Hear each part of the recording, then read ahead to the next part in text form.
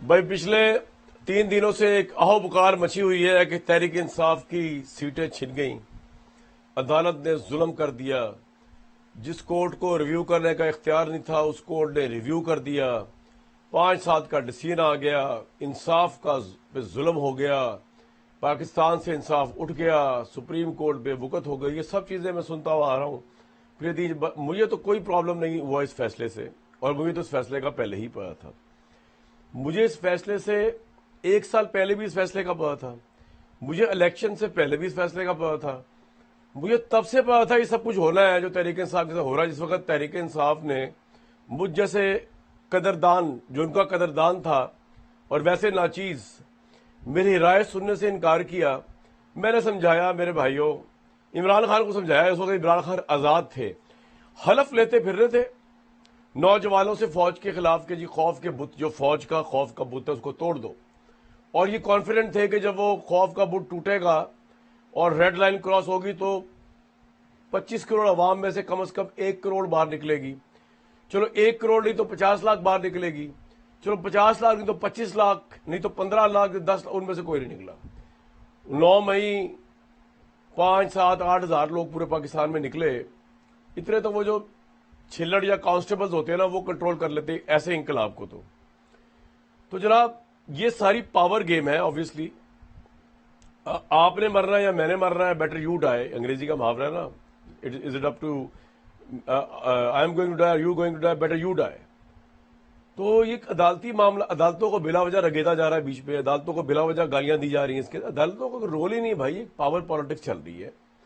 اس power کے اندر جو ہے وہ عمران صاحب نے اپنا زور لگا لیا، منہ کی کھائی، شکست فاش ہوئی، یا وہ تاریخ میں فتح یاب ہو گئے، یہ بات کی باتیں ہیں۔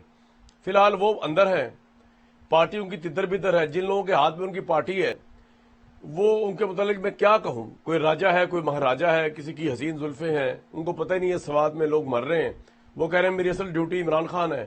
باڑ میں جائے عوام مرتی رہے سوات کے سیلاب میں، ہمارا ہیلی کاپٹر انگیج ہے ہر وقت کہ جیسے اڈیالہ سے رہائی کی خبر آئے تو ہم عمران خان کو پرائم منسٹر والا پروٹوکول دے کے ہیلی کاپٹر سے لفٹ کریں، تو ہمارا ہیلی کاپٹر وہاں بزی ہے، لوگ مر رہے مرتے رہے بھائی، ہمارا لیڈر جو ہے، ہمارا مین کنسرن یہ، مین آبجیکٹو یہ ہے۔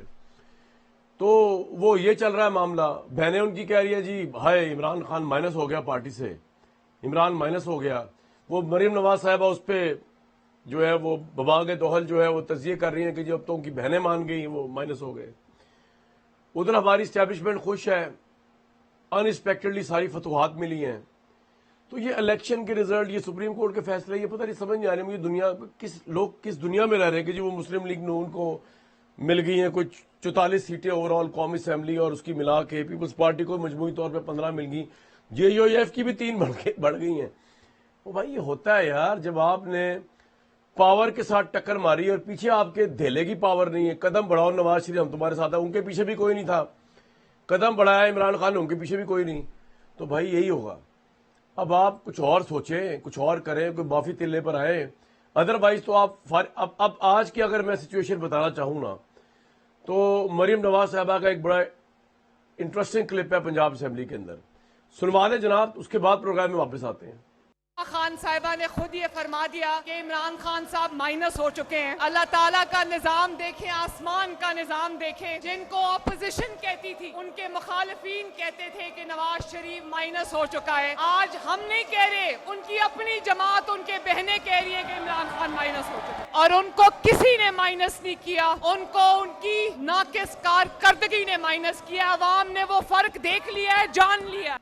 تو بھائی کون سی مخصوص سیٹیں، کون سا وہ مسئلہ، یہ کہ وہ مائنس ہو چکے ہیں، ہمیں بڑا افسوس ہے، ایک پولیٹیکل ریالٹی ہے وہ، اگر وہ مائنس ہو رہے ہیں فوری طور پہ یا فیل فور تو بڑی بری بات ہے، یہ کوئی اچھی بات نہیں ہے اس ملک کے لیے، ایک ہارڈ کور اپوزیشن، لیکن اب ان کے کارنامے ایسے ہیں، معافی مانگنے کو تیار نہیں ہو رہے 9 مئی کی۔